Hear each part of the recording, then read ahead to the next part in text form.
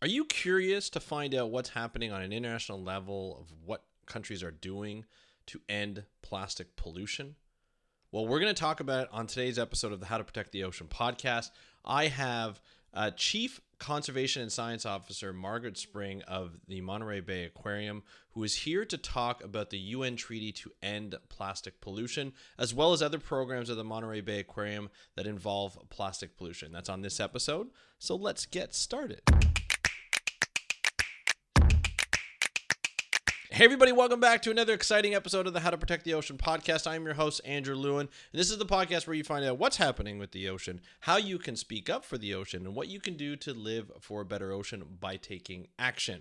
And on today's episode, we have a very special guest with us today. It is Margaret Smith. She's the Chief Conservation and Science Officer at the Monterey Bay Aquarium, and she has the resume that it is very difficult to compete with. It's she used to serve as the chief of staff for Dr. Jane Lubchenco when Dr. Lubchenco was the director of NOAA during the Obama administration. She has a lot of work in enacting policy, not only on plastic pollution, but on a number of other marine environments. In this episode, she talks about how she got into this type of work, why she decided to go back to become a lawyer, and following her passion, where she felt she could make the most difference when it comes to just her career and the environment. And we talk a lot about the Monterey Bay Aquarium projects that are going on right now, as well as the UN Treaty to End Plastic Pollution. Some really good news and hopeful news about plastic pollution. Now, I know a lot of the times the only hopeful news we get are like beach cleanups, and you hear from the ocean cleanup every once in a while when they decide that they quote unquote reinvent something that's like fishing and things like to take plastic pollution out of the ocean, and they say that they're going to be able to clean up all the plastic pollution in 5 years in the Great Pacific Garbage Patch. But this is a little bit more stringent. This is a little bit more realistic, I have to say. And having Margaret to be able to explain it to us is really exceptional. We're in good light here because she's got the proven record. She's been able to be a part of a lot of great things, and this is something that is going to be really hopeful for the future, especially when we look at global action to tackle plastic pollution, because we know a lot of the times plastic gets shipped all over the place, and a lot of the rivers and streams and oceans in small island developing states or smaller developing countries have not been able to handle all the plastic that they either get along their shores or have to deal with because, developed countries are shipping their plastic overseas, just like the United States, Canada, and so forth.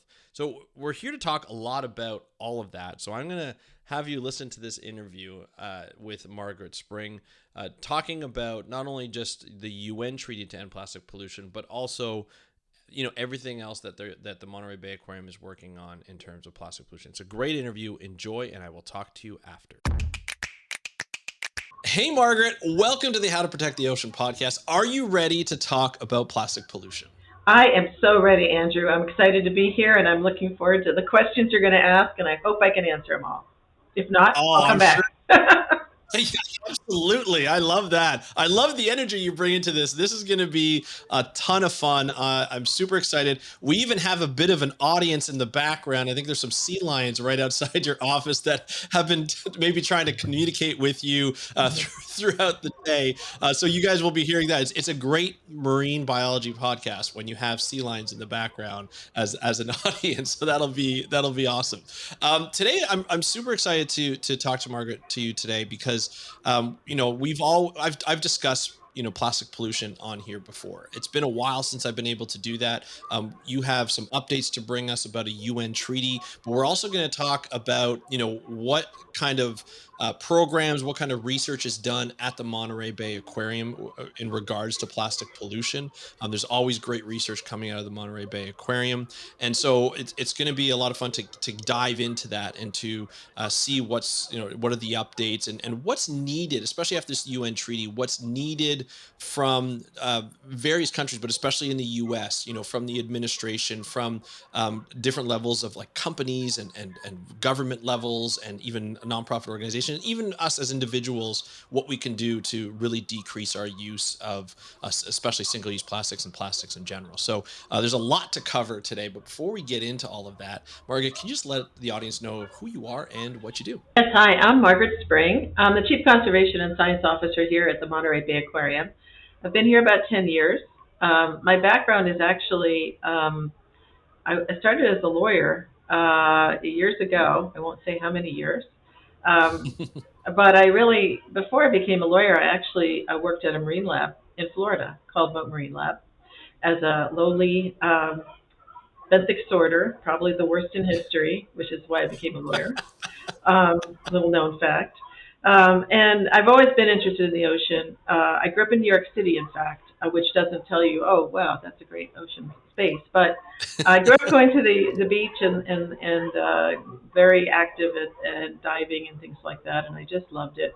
And also, I can talk a little bit about how I came to my career. But here at the Monterey Bay Aquarium, I now work at the intersection of policy, business, science, and people. And that's a pretty Hmm. cool place to be. And of course, the Monterey Bay Aquarium, if anyone's been here, is a fabulous, fabulous place to come. And of course, right outside the back deck is the chorus that you're hearing, which is lots of sea creatures telling us that we have to do more for the ocean. I So love I'm that. always on my toes. I love it. I love it. It's definitely a very interesting background, going from, science and sifting through benthic samples to becoming a lawyer. Uh, Being a lawyer, why a lawyer for you? Obviously, you picked marine science, and we can probably predict why you did marine Mhm. science. But did you go as a lawyer to go more into like ocean justice and ocean law, or was it just more of, I'm not sure this is what I really want to do for the rest of my life, so I'm going to become a lawyer, which is obviously no easy feat in Yeah. any case. No, I thought hard about it. Really. Well, so let me go back in time a little bit to my Yeah, childhood, growing up yeah, please. in the '60s in New York City. At that time, there was no Clean Water Act, there was no Clean Air Act. Hmm. All the things we take for granted today were not at work. So I'd go play by the Hudson River. It was filled with raw sewage, garbage, chemicals. We were spewing. All of our garbage was incinerated and going into the air. So, and just as I was going to college, we became aware of Superfund. All of the laws that we now know. The whole Hudson River was a Superfund site largely, and so I became very aware of what what was happening to the natural environment because I'd been to beaches where it wasn't like that, but I understood what my backyard was pretty polluted. And I really wanted to see how can we make a difference. And I was very interested in the science side of it, what's happening. And I wanted to, that's imprinted on me, I guess I would say. And so Yeah. I was interested in marine life, but I also saw that we were despoiling our environment and our communities. And then I went to college and decided not to follow science, but that's okay. When afterwards I went and worked at the Marine Lab, and I loved working in the Marine Lab. What I liked more, though, than sorting beds examples, was in collecting. I ran a water quality data program, and I Okay. would take the data, I did the logbooks, and I would report that up to EPA. And I always wondered what happened with those data.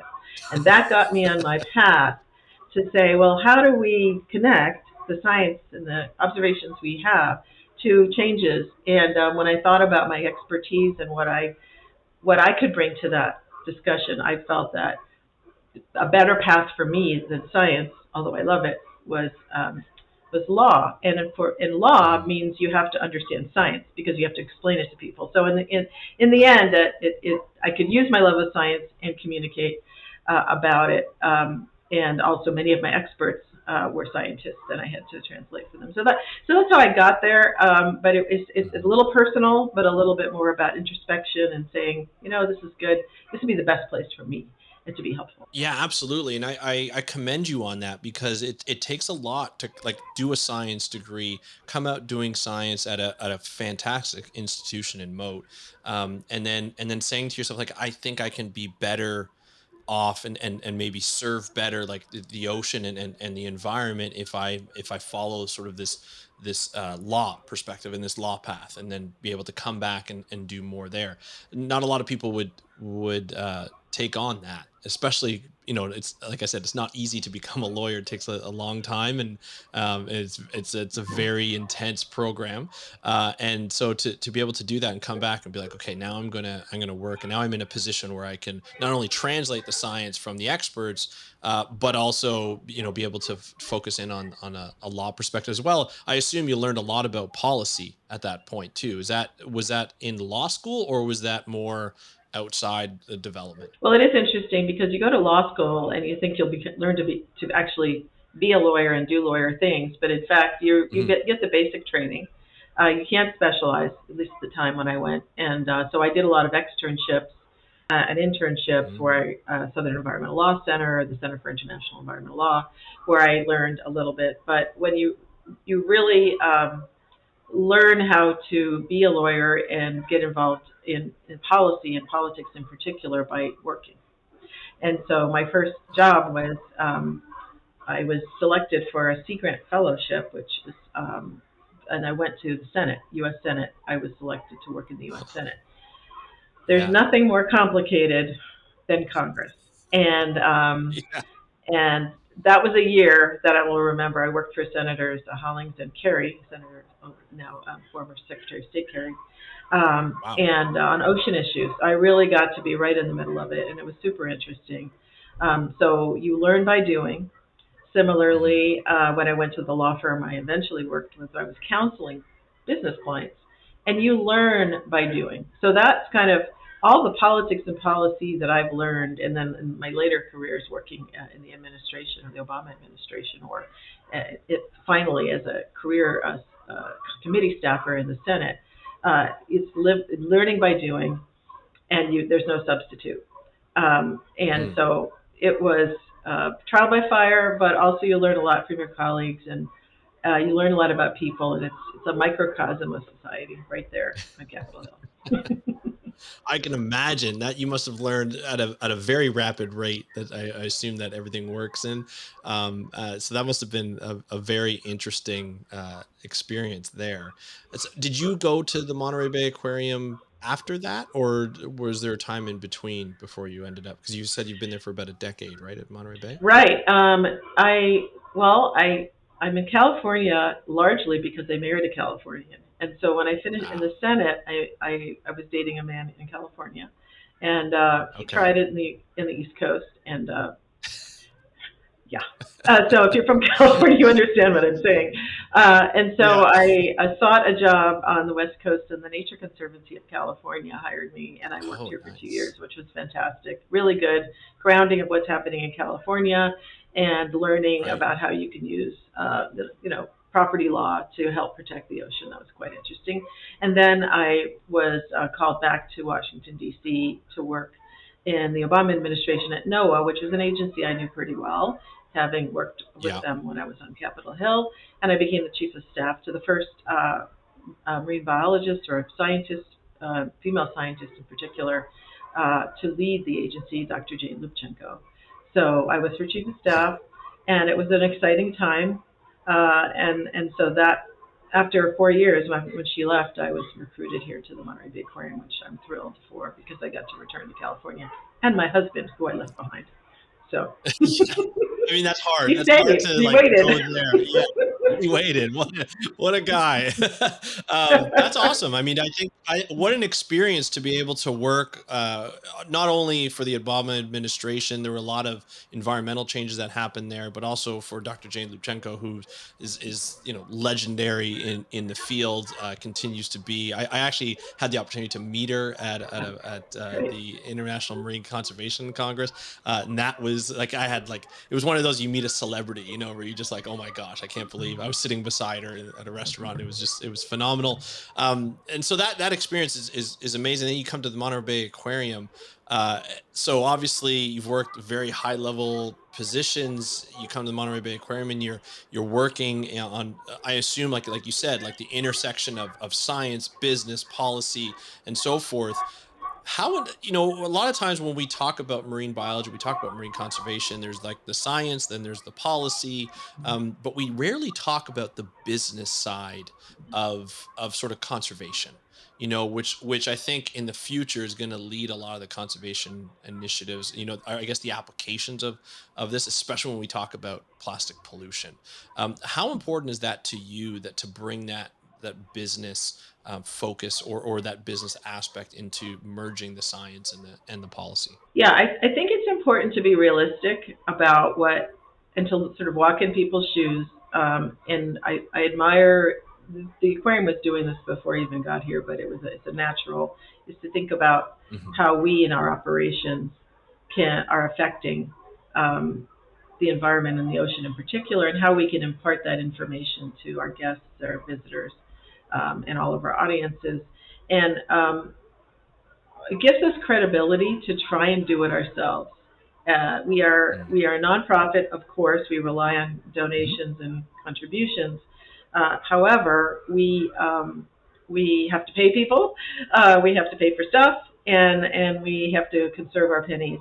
And so, how can we do our work better and demonstrate and model change? And we happen to be in California, which is a state that has some progressive policies in some areas. But we were before the policies were implemented, we helped support some of them, but we always felt that when we took a policy position, we should try and walk the talk.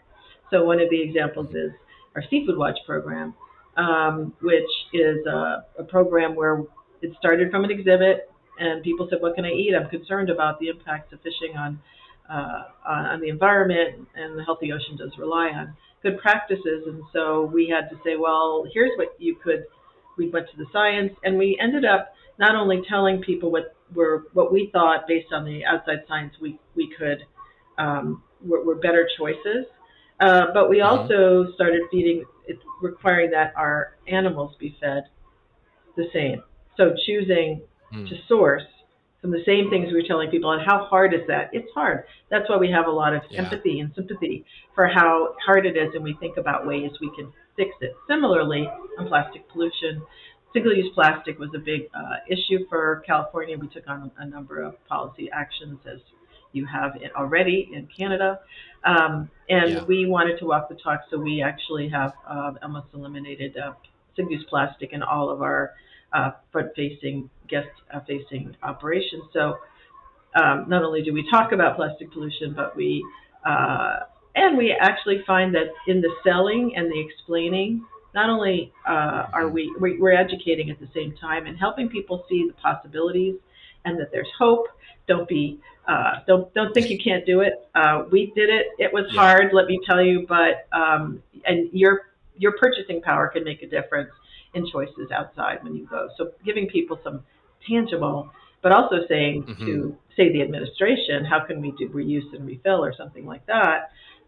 We can Yeah. say, well, here's what we tried, and it really does give you credibility, and I appreciate that about us living our conviction. Yeah, absolutely. And I mean, let's, like you say, you call it like Monterey Bay Aquarium is a nonprofit, but it is a corporation in itself, with a lot of people that are employed there. And I'm sure the people that are employed there are very, environmentally focused, and, using less single use plastics or no single use plastics. So you have the culture there to build on that. So if the aquarium comes out and said, okay, here's our policy on trying to, source from different things, and let's all do this as a unit together, and help each other out. It's great to have, but it's also great to work as an example. Be like, here are the challenges that we came up against. Here are the successes that we had, and then be able to, present those in a report, or however you present it in communication, and to help, drive more policy, and maybe make it better. I think that's a great way of doing things.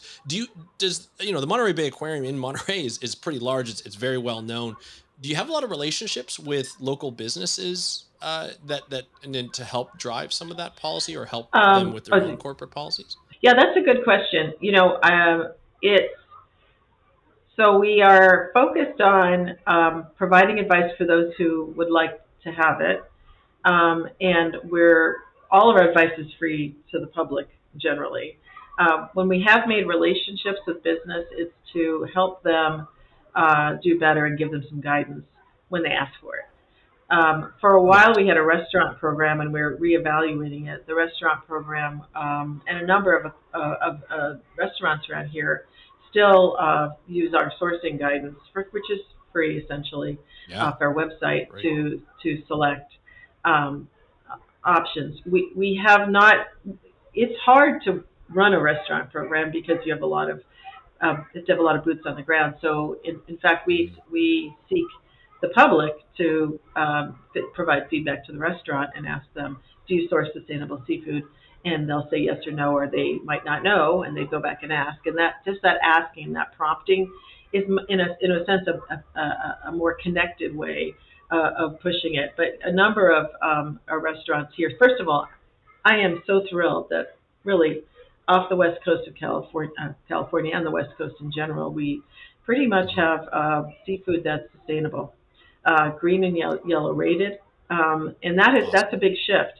And that's been the result Mhm. of good management. So you can't do it with consumers alone. The government has to play a role, which is Of why, course. it's one of the things we pay attention to is the government. There's a business part and there's a government part, and the science Yeah. has to underpin all of it. And so, yeah, we Right. do have relationships with providers here. Our restaurant, of course, sources sustainably, and we have providers.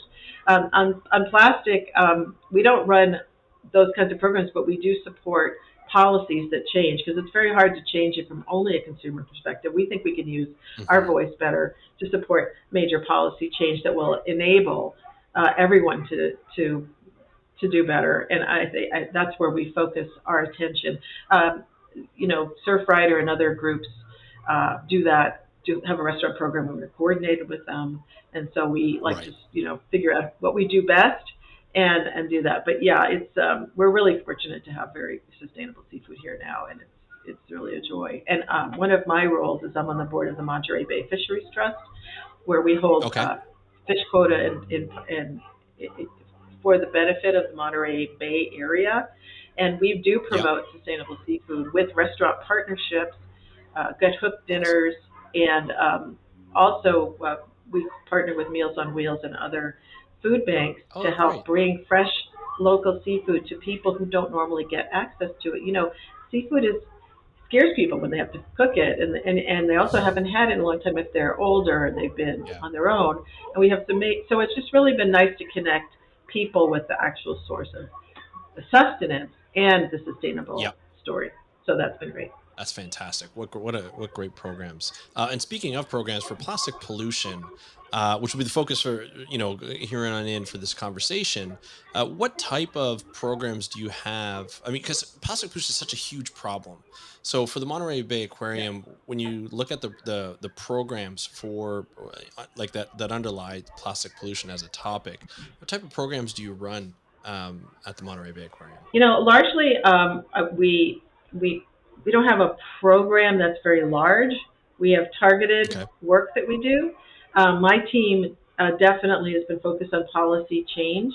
However, we've been building that program up. So first, if you think about the Monterey Bay Aquarium and all the ways we touch people, I'll Hmm. start from the floor. We Yeah. have had a long-standing exhibit on plastic pollution, and it's actually an interesting one if you come because it's very focused on art. It's art made from Mhm. plastic trash, and a number of those kinds of installations here. I just happen to think ours is the most beautiful, but it really does raise people's awareness about plastic, and then they're really excited to go to the store and see no plastic, and they can start making the connection. And so that's one. We also have a seabird, a Laysan albatross, the only one I believe kept that in captivity at this moment. And this Laysan albatross was injured and could not be released. Hmm. Makana, is our spokesperson to the guests about why plastic pollution is so harmful because of the impacts on seabirds. And we have a very Hmm. nice program on the floor. I don't run that program, but all the information Yeah. that we have is used in that program, and it really connects people to the empathy around animals. Then we had the big deep sea exhibit that we just opened last year, and we have part of the exhibition focuses on microplastics in the ocean again. So that's sort of the base. and that our Mm-hmm. website enters into. And then my team has been working on building the science base, having partnerships. I work with the National Academies of Sciences, work with the Environmental Law Institute and other groups that I'm a member of to help bring their awareness and raise the science and policy impact. We have supported, California policies, national policies, and local policies that help change the landscape. And so I could go on, but essentially what we found is the plastic issue has come to us because everyone's Yeah. concerned about it. I have to say this is Yeah. one of the sometimes environmental issues are there's some voices saying you have to pay attention to this, and people are saying what? This one is Mm-hmm. people are saying this is a problem. We don't want this anymore. How can we change? And that's been a very powerful opportunity to up our game in this space. Mm-hmm. And we help support local cleanups and such, and all those data, which are organized by others Yeah. like the Ocean Conservancy, really ladder up to choices that are made at the policy level. And we make sure that information gets up. So it's a and the markets work really hasn't. We find that some of our partners in Seafood Watch are super interested in understanding what they can do in plastic, and I'm looking forward to having that conversation with them because the seafood sector and packaging and food packaging is a big issue, and I think they Yeah. want to do better as part of their environmental social governance work, and Mm-hmm. it's a puzzlement to your point because it took us 60 years to get to this point. And what I find interesting is that for plastic pollution, until you start talking about it or showing people what it looks like, they don't even see it in their day-to-day lives. It's so ubiquitous, and so Yeah. that's the first step. Do you see it? Yeah. Do you need it? Can you do without it? Or is there an Yeah. alternative? And that's a great journey to bring people on, and we could start them here. Yeah, I love that, and having it those kind of hitting it from the communication perspective at the different levels that you mentioned, from the floor to the policy, to the sort of building in the partnerships and other programs. I think it's just such a great way to go about it and kind of implement it into these programs, and just get people to see it too. The albatross, the deep sea exhibit. I think it's wonderful.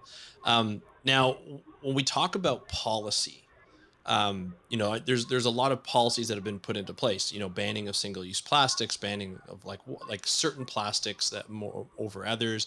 When we look at it from today's perspective, what types of policies are needed, uh, like today, to really sort of make a large impact? So, like when you talk about policy, what type of policies does the Monterey Bay Aquarium support, and what you think is needed for us to really kind of put a dent into single use plastic or just plastic pollution in general? Yeah, I think so. It's very clear to us and to many that source reduction is absolutely essential, and that's been a policy we've been supporting in the state and also as far as we can take it. I would love to say that you don't need to reduce, whatever makes people money or there's an economic value, but really it's the Hmm. economic cost of producing plastic to people and communities far outweighs any kind of economic benefit.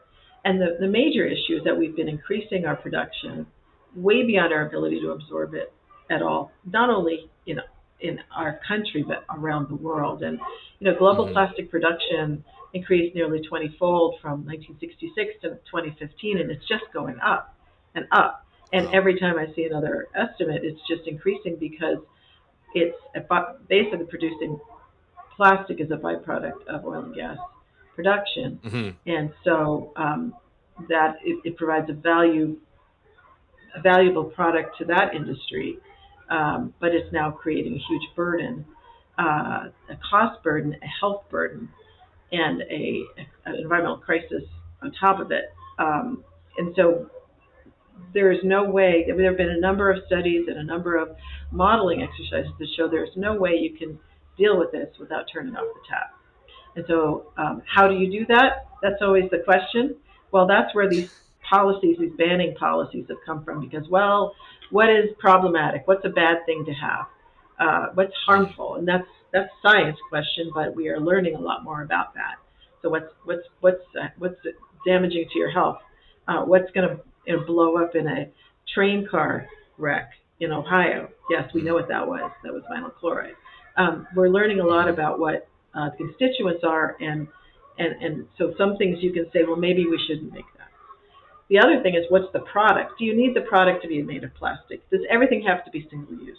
And that's where these banning of straws or bags or packaging has happened. That's where we focused on site, because that's a place you can sort of cut down on. So there's these problematic, avoidable, and unnecessary, and that's one thing. But we also think that there should be a reduction in actual production, and that is a heavy lift, and that is something that really does require government action. It's hard to have industry alone do that. It's a very challenging thing. So that is our number one issue, right there. Right. And how are governments, like different state and even federal governments, responding to the conversations that you're having with them in terms of, sort of turning off that tap? Because obviously there's there's the other side, the business aspect of those producers that are trying to produce more plastics. So where does it come? What happens now? Like when there's that other side who are saying, oh no, we need to produce, there's a lot of jobs depending on it. And it brings in a lot of money. But then on the other side, you're proposing, hey, we need to really, reduce and even turn off the taps of this source. So how are governments reacting to that type of conversation? Well, governments are acting in reaction to what people are asking them to do, and the voices are becoming louder and louder. And you'll see that some countries have really responded strongly. The EU already has a plastic strategy. It's embedded in their climate strategy, because reducing the amount of plastic produced is also reducing fossil extraction, fossil sources, carbon extraction. So it's basically hitting two birds with one stone. That doesn't mean it's easy, but I think it's easier to explain. And so they started with the banning, and they've got all sorts of policies in place. Similarly, Canada and even countries like China started to have some policies, because it's actually a management challenge. You can't manage as much. There's no way when it comes to this stuff. It just moves, and unfortunately it's ubiquitous. It's everywhere. It's in your house. It's in your ocean, and it's in the air. So the response has been, how do we do it? There's a lot of curiosity. Like, well, how can we get this done? And what's interesting about the arguments that I've seen come around about whether recycling works or doesn't work, it doesn't work right now very well, and I think we can improve it. But one of the things you've got to do is change the formulation of plastic, because I'm sure the recyclers would tell you that when you have too many ingredients in plastic, over 10,000 chemicals, or some estimates say 13,000 chemicals used in plastic, then it's very hard to recycle it. Everything that's in there makes it harder to reuse. So you're undermining the whole idea of recycling by not making it in a way that's designed for what people call the circular economy. Now, recycling is not the answer, but and there is, the volume we're talking about is so great. It'll take a while to untangle that, right? That's a science and technology question. What's really getting a lot of attention is reuse and refill, and it's kind of going back to the future, because as many of us remember, oh yeah, I used to get bottles. Maybe some of you aren't old enough to know this, but I am. And we had a milkman or a milkwoman. They bring the bottles, you return the bottles, you could return your Coca-Cola bottles, you could, all that stuff where it actually, why do we have to keep making something to use once and throw away? And that may not be recycled. Can we figure out a chunk of our work, the chunk of what we're using, that we can actually turn into recycle and refill and reuse? And that's gotten a lot of people excited about the innovation opportunities. And the state of California is interested with their bill. Also, the administration's interested in experimenting with that. And so that's become a very interesting and positive opportunity for change, which means that we have to change our expectations too. It's not just a coffee cup, and but it's like, how do we refill? Why do we need all these plastic things that we touch once? And then when you start seeing that, it really makes you wonder, why are we doing this? Oh, absolutely. Absolutely. And it gets frustrating sometimes too to see it happen over and over again. And Yeah. it's nice to see that, you know, governments are listening, people are talking about it, people are complaining more about it and saying, "Hey, we need to have this type of change." And you mentioned you're seeing it in different countries now too. So there's obviously that international, I don't know if it's necessarily pressure, but that international sort of desire to do something about this plastic from a management perspective. Um, and speaking of international, I mentioned at the beginning of this episode that you were involved in, can you talk about your involvement in and attendance of this UN treaty talks on plastic pollution? Can you kind of give us sort of a basis of Yeah. where it happened and how, you know, how people can get more information and what happened during that treaty time? Well, it's very interesting because I'm going to take a step back and say how did I enter the space, which was we were always interested in plastic pollution here, and I had worked on a number of topics, but I was invited to be the chair of a National Academies of Sciences panel commissioned by Congress to do a report on the U.S. role in global ocean plastic waste. Because there had been a lot of confusion. We've been talking about it for a long time. A lot of confusion is what is the U.S.'s role, and I'll tell you why it was important to ask that question, for Congress to ask that question, is because there was a lot of discussion at that time of putting together a resolution at the United Nations Environment Assembly to establish a process to create a global treaty. Like climate Mhm. change or like anything that's pollution that's globally transmitted, you can't deal with this by a state alone, by one nation alone. It's really a global problem, and so there's always been in the background that question. And the Congress asked us in the Save Our Seas 2.0 law uh, to, well, what is the U.S. role? And so we undertook that report, and we actually came out with this report at the end of 2021, just as the United States agreed to join the Global Plastics Treaty. At about the same time, I was asked to be part of another study, which was the role of plastic. Excuse me, it's the Monaco Commission on Plastics and Human Health, where I got to work with a lot of esteemed doctors, epidemiologists, and other experts on this question that is, of course, we were wondering about what does it all mean for human health. And at that time, the global treaty discussions had begun. Were just about to begin. Excuse me. And the first meeting was in Uruguay in February, March 2022, after we issued our Mhm. first report. The United Nations Environment Assembly, 175 countries agreed, yes, we need a global plastic treaty, a binding global plastic treaty to address the entire life cycle of plastic. It's not just what goes into the ocean, it's what you're producing. You have to look at the whole thing. Yeah. And that was Yeah. an amazing moment. Everyone, you could see if you saw the video of people there, they were crying. They were so happy that they got this agreement because it was so important. Fast forward, I went to the first meeting, and I was able to go to the first meeting under the auspices of the International Science Council, which is an international group of scientists, and of which the National Academies is a member. And we went to the first meeting to figure out how the scientists could help. And there are a number of other science groups there too. And so this is what I learned about this treaty and what it would take to get it done. There'll be 5 meetings. We've had the first one in Uruguay, the second one in Paris in the spring.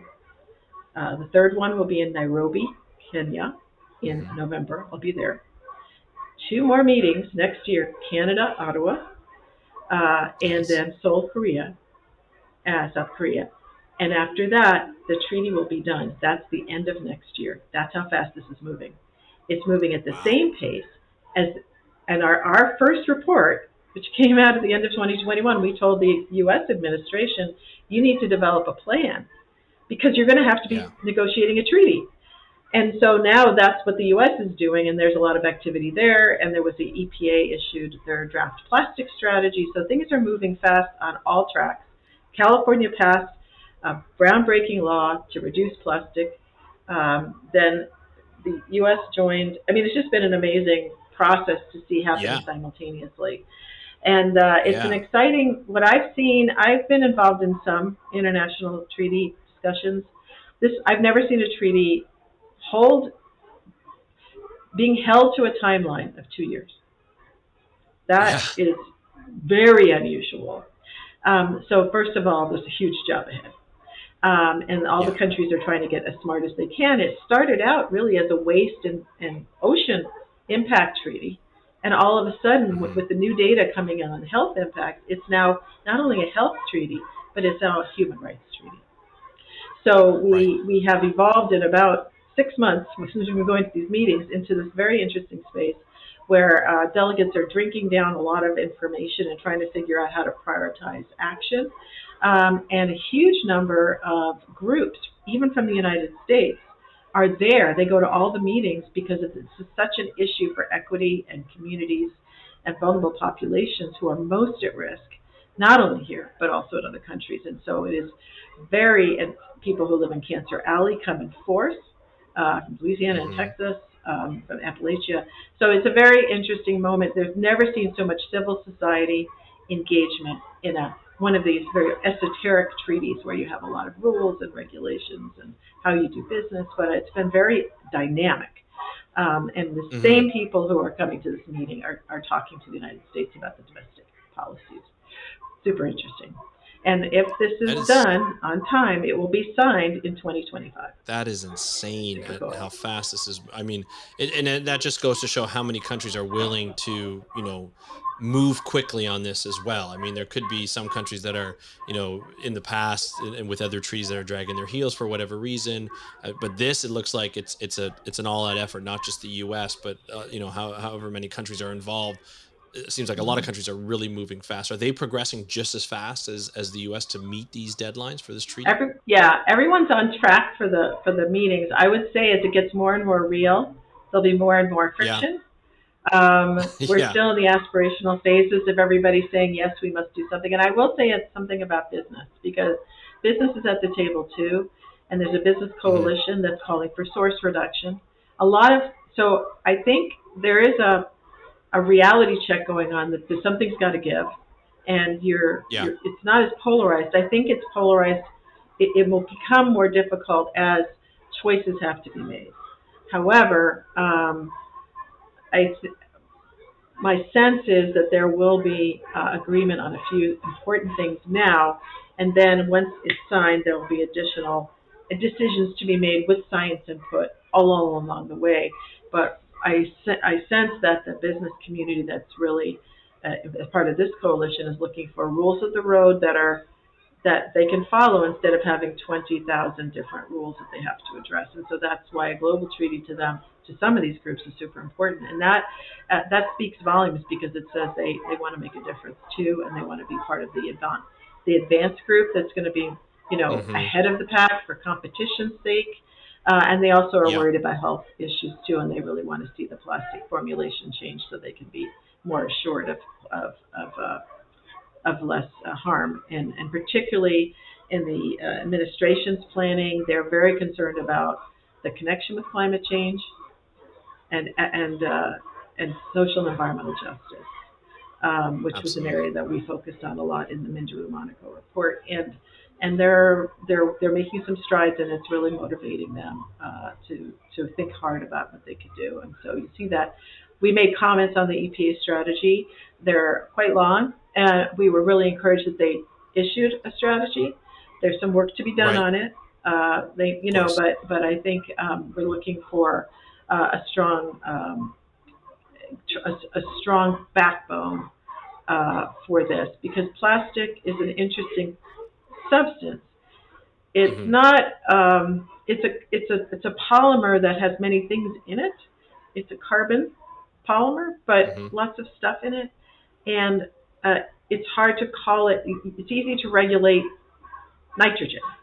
Easier to Yeah. regulate. We have pollutants we regulate, and we're used to being able to Right. control.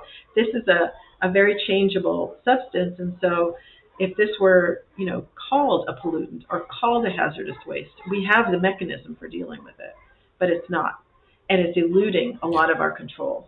And so one of the things that the U.S. could look at is the science to say, yes, we should be treating this as a different kind of substance. Yeah. That's And, a and one great of the point. Yeah. examples of what people are saying is a model for this is the Montreal Protocol, which dealt with the ozone hole and Yes. phasing out of CFCs. So there are models where this could work, but it's not. It requires a lot of science and technical know-how and commitment. Yeah, I can imagine. And I think that was sort of my next question. And when we talk about these international treaties, these UN treaties, we see them often. And it's really interesting to see what happens after that too. Obviously, there's a lot of work to be done from now until 2025. Um, what do you like hopefully like the US and a lot of the other countries will almost meet the treaty as they're developing, as the treaty is developing and as they're developing their national policies and so forth. For a lot of my listeners, they get a little frustrated with these not just a little, they get frustrated with countries not abiding by the treaties, signing them on, but then they're like, oh well, we couldn't because of this, or we couldn't because of that. Going forward after this treaty, and you may not be able to answer this right now because it's probably one of these questions where it really depends on individual countries and the parties that are in power and so forth. But how do we make sure that the countries stay on track, and to make sure that they're following these treaties, including the US and Canada and other countries? Yeah, and we have, there are mechanisms that are used in many treaties, including fisheries treaties, which I've been part of. And these are compliance monitoring, and that's where Mhm. science and monitoring can be helpful. I think there is an interest, a very strong interest in making sure whatever is agreed to can be monitored for compliance. Uh, what you want to see, though, in the treaty is a price for noncompliance, uh, and and Yes. and that is important. And that's where some of the art of this is going to be: is how do we track progress? Do we track what are the data sets we have? Yeah. But yes, it is of concern, and so there are two schools of thought. One is everybody should get on. So the positive thing is that the United States position, while they haven't put forward any specific actions yet, their goal is to see zero plastic pollution in the environment by 2040. That's a very, if we back calculate from that goal to what, there are ways we can model how we can performance. There are a number of groups that have done modeling. So you could back calculate or forward calculate and be able to track it. We've seen that kind of transparent reporting work very well when it came to U.S. fisheries, documenting here's what we said we'd do and where are we. Performance tracking is important. And I think that will be an issue. Now, when it comes to signing and ratifying treaties, um, we as a country have not ratified every treaty that we may have even Right. signed because of there are a number of steps that are required, including new legislation sometimes. Sometimes they're self-executing, so they don't need new legislation, but there's very Right. complicated there.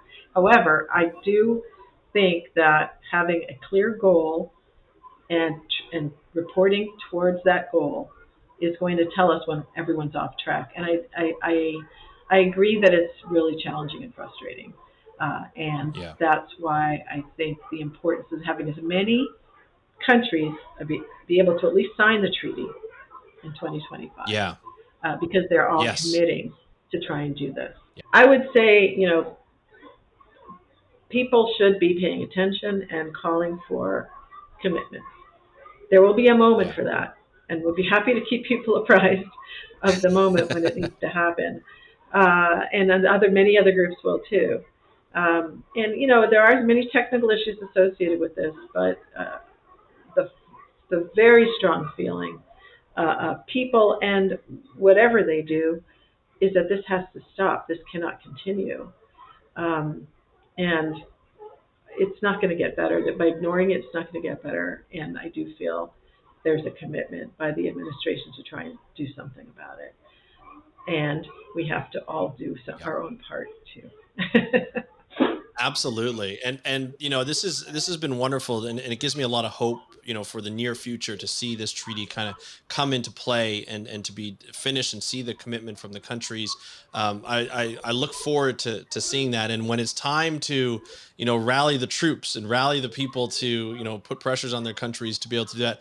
Margaret, I'd love to have you back on, or someone from your staff back on, to tell us how to do that and how we can do that each as individuals to be able to make sure that this treaty goes forth. So, thank you so much for coming on and sharing the projects that you have going on at Monterey Bay, your history sort of with marine conservation and plastic pollution, and as well as what's coming up, and it gives us a lot of hope and optimism, especially in this summer's been a tough pill to swallow when we look at things going on in the environment. So it's really nice to have this type of optimism going forward. So we really appreciate you coming on the show and sharing that optimism. Thank you so much. Thanks, Andrew. It's really nice to talk to you, and I look forward to bringing some more good news as we go, or seeking help to make it happen. Absolutely. Love it. Thank you so much. Okay. Thank you, Margaret, for joining me on the How to Protect the Ocean podcast. Really appreciate it. I really appreciate the sea lions in the background. I didn't take them out of the interview because I thought it was apropos. It's an ocean conservation podcast. Sometimes you hear dogs in the background. Sometimes you hear hundreds of sea lions in the background just chilling out just by the offices of the Monterey Bay Aquarium. I think it's wonderful. Margaret, you were amazing to be on the podcast. Thank you for spending so much time with me, explaining the different programs at the Monterey Bay Aquarium, as well as the UN Treaty to End Plastic. I'm really hopeful about this, taking away plastic pollution, having global incentives, and the fact that as this UN treaty is being developed, the national policy for the US is being developed. Really, really happy to see that. I hope Canada is doing the same thing. I know that we are starting bans on single-use plastics. We started that last year on single-use plastics, and I'm looking forward to seeing it. It kind of gets more and more stringent as we go along, and I'm starting to see that a little bit, just sort of in the everyday life, and it's really nice to see it from a government perspective. That sort of the government sort of control and regulation on plastics that we're seeing, and hopefully we'll see more and more change as we go forth into the future, because this is a problem. This is a problem that we can't just solve just by taking stuff out of the water. We have to stop it from getting in the water in the first place. We have to make sure that recycling is getting better. We have to make sure that the lack that we not use single-use plastics as much as possible. And we just need to do that. We need to reduce it as much as possible. And, when you look at how people are trying to divest their dependence on oil and gas, plastics is one of those dependents, right? We depend on plastics quite a bit for our everyday life. The less we have, the less petroleum products we use, hopefully. So we're heading towards that with this, tackling plastic pollution. So I think it's really hopeful in the future. I'd love to hear your questions or concerns, about this episode, about what Margaret had to say about the programs going on at Monterey Bay Aquarium, and about the UN Treaty to End Plastic Pollution. Love to hear what you have to say about that, your comments, your concerns, your questions. You can DM me on Instagram at How to Protect the Ocean. That's at How to Protect the Ocean. You can also go to speakupforblue.com, hit the contact us page, fill out the form. That goes right to my email. I'd love to hear from you. And you can also go on any page that you go on to speakupforblue.com. There's a little microphone in the bottom right corner. You click on that, you can leave a voicemail. I'd love to hear your voice as you hear mine all the time. It makes it a little bit more intimate, get to know you a little bit more, which I always like to do. So those are the ways to contact me. And I want to, again, thank you very much to Margaret. I will make sure that you will have access to all of the pages on the Monterey Bay Aquarium to get more information about plastic pollution and how you can combat it.